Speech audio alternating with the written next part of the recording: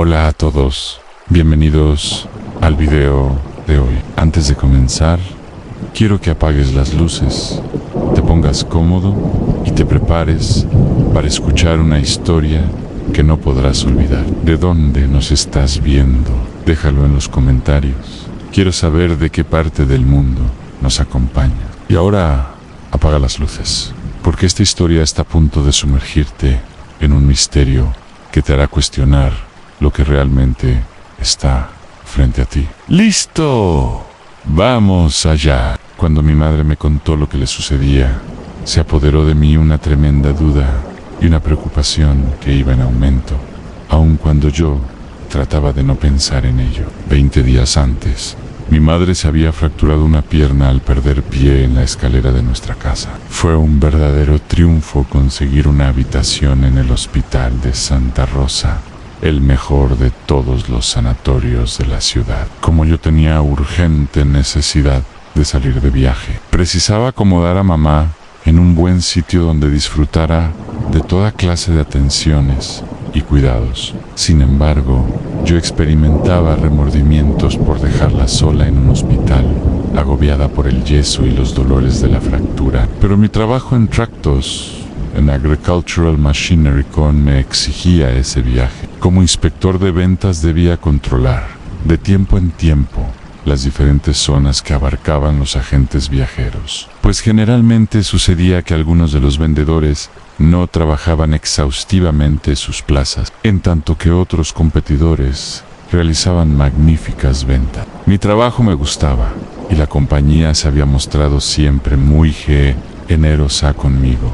Valioso elemento, según el criterio de los jefes. Me habían otorgado un magnífico sueldo y me dispensaban muchas consideraciones. En estas circunstancias, yo no podía negarme cuando me necesitaban.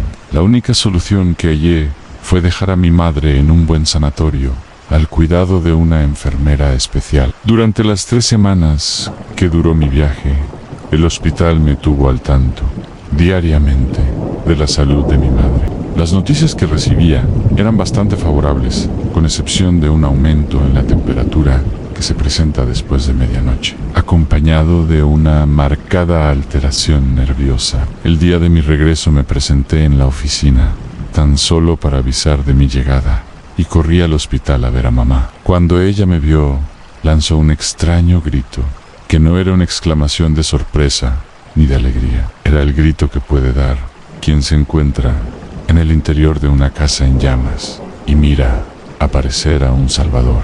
Así lo sentí yo. Era la hora de la comida.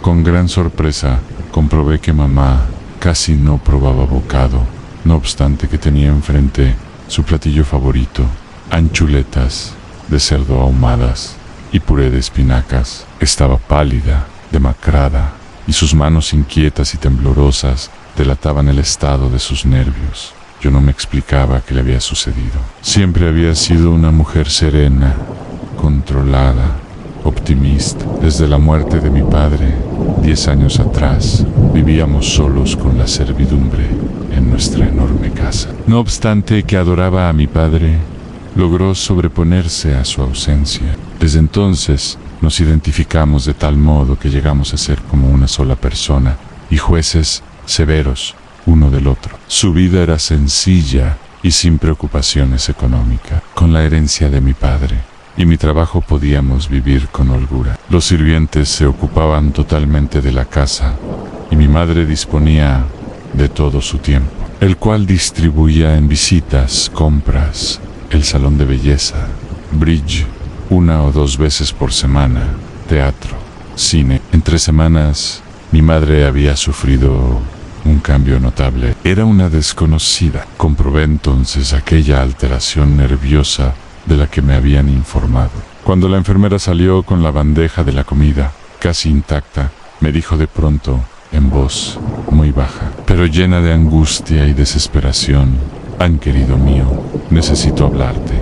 Me pasa algo terrible, pero nadie más debe saberlo. Nadie más ha de darse cuenta.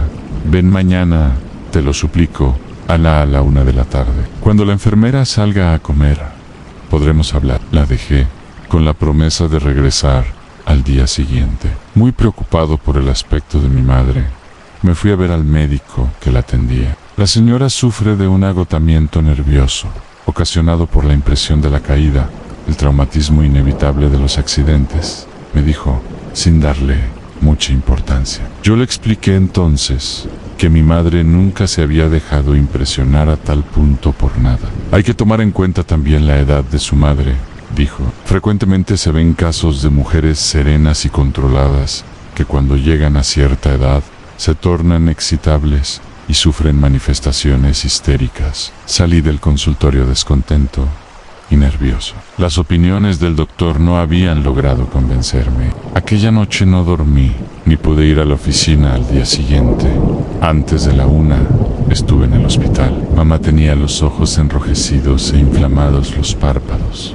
Supuse que había llorado. Al quedarnos solos me dijo, he vivido los días más angustiosos que puedas imaginar, y solo a ti puedo confiar lo que me sucede.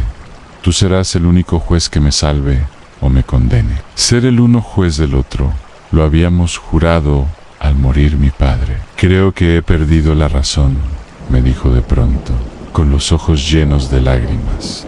Le tomé las manos con ternura. Cuéntamelo todo, le supliqué. Fue al día siguiente de tu partida, por la noche. Estaba preparándome para dormir, cuando entró en el cuarto Lulú, la enfermera nocturna, a darme una medicina que tomo a la medianoche. Recuerdo que me puso la píldora en la boca, con una cucharilla, y me ofreció un vaso con agua. Tragué la píldora, y en ese momento no sé por qué.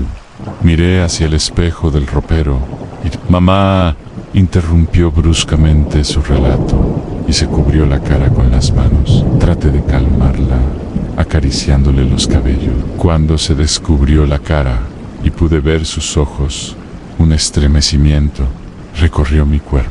Permanecimos un rato en silencio, como dos extraños, uno frente al otro. No le pregunté lo que había pasado, ni lo que había visto o creído ver en el espejo. Real o imaginado. Debía ser algo tremendo para lograr desquiciarla hasta ese grado. Creo que grité y después perdí el sentido. Continuó diciendo, mamá. A la mañana siguiente pensé que todo había sido un sueño, pero por la noche, a la misma hora, volvió a suceder, y lo mismo sucede noche a noche. Después de esta plática con mi madre, también yo comencé a vivir los días más angustiosos de mi existencia. Perdí el interés por mi trabajo. Me sentía cansado y lento. Durante las horas que pasaba en la oficina me convertía en un autómata.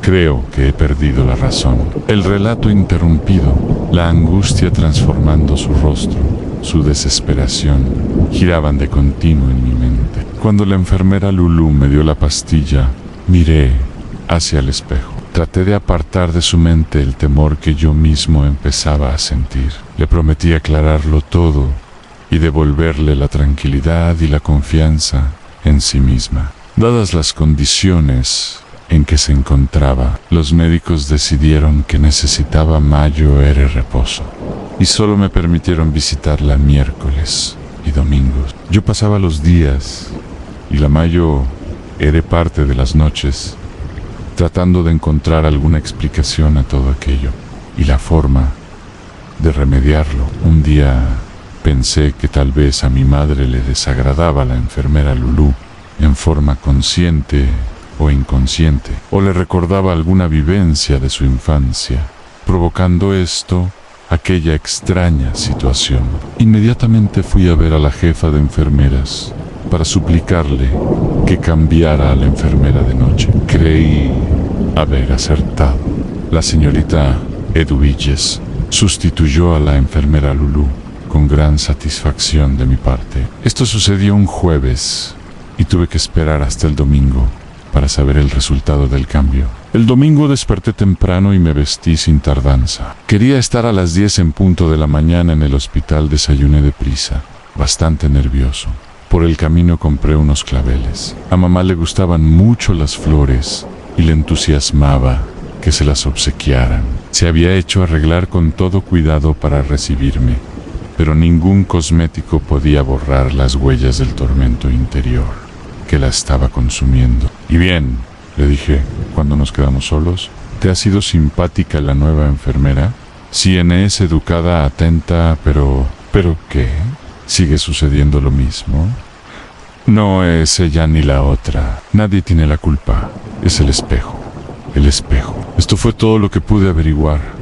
Mamá no podía relatarme más. El solo recuerdo de aquello la desquiciaba totalmente. Nunca me había sentido más deprimido y desesperado que ese domingo cuando salí del hospital. Entonces decidí cambiar a mi madre a otro sanatorio.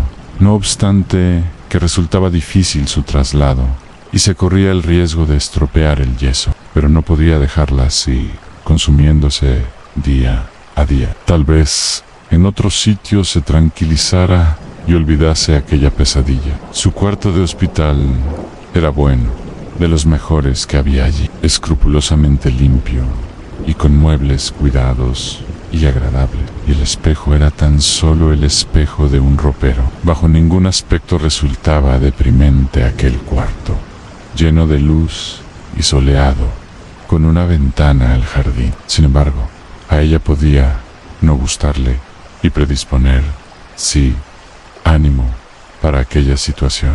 Durante días busqué, en los ratos que mi trabajo me dejaba libres, un buen lugar donde llevarla. En los sanatorios de primera no había sitio, y sin muchas solicitudes, que eran atendidas por riguroso turno. Y en los sanatorios donde encontraba lugar, los cuartos eran deprimentes y hasta sórdidos. No era posible llevar a mamá, en el estado en que se hallaba, a un sitio donde solo se agravaría su trastorno. Ese día llegué al hospital muy desilusionado. Temía entrar en el cuarto de mamá y darle la noticia de que no había encontrado dónde cambiarla.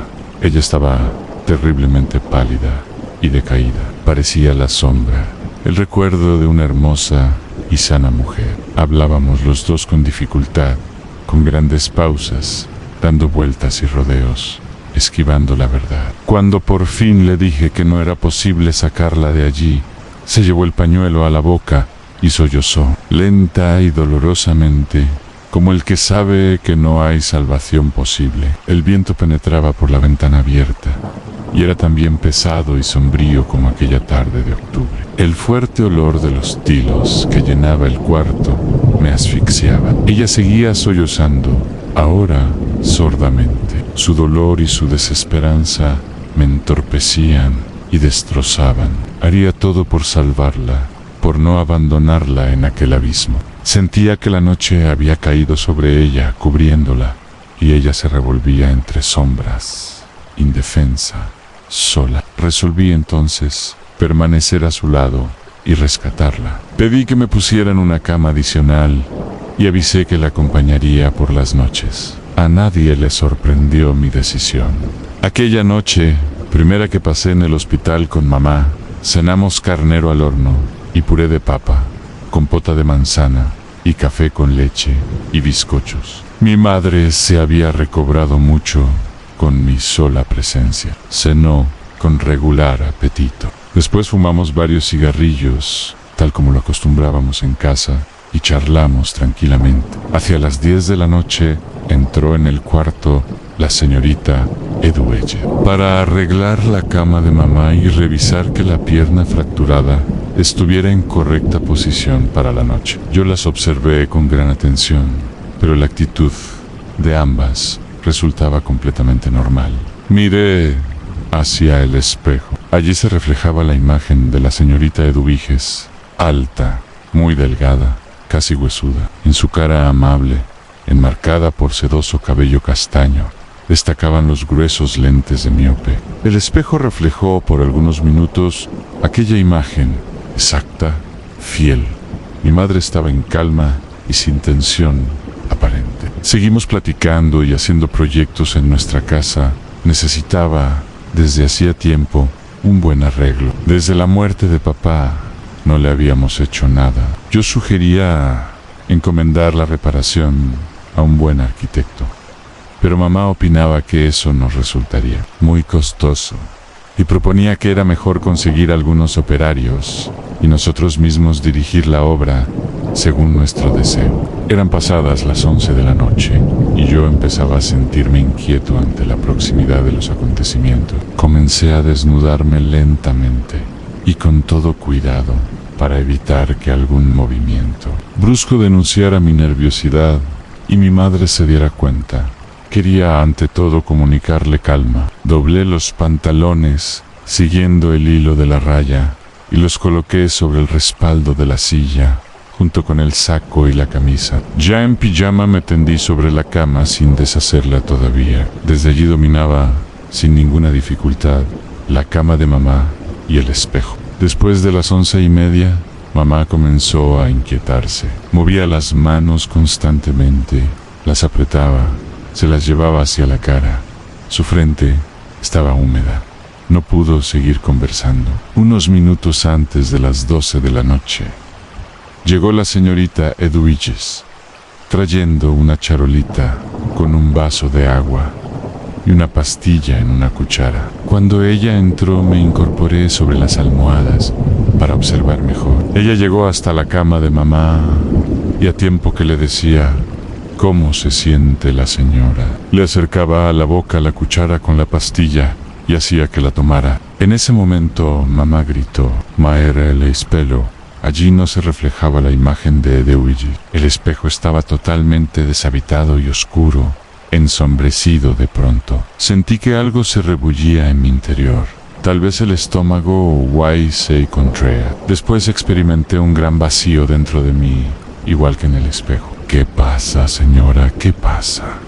Oí que decía la enfermera. Yo no podía apartar la vista del espejo. Ahora tenía la casi seguridad de que de aquel vacío, de aquella nada iba a surgir algo, no sé qué, pero algo que debía ser inaudito y terrible, algo cuya vista ni yo ni nadie podría soportar.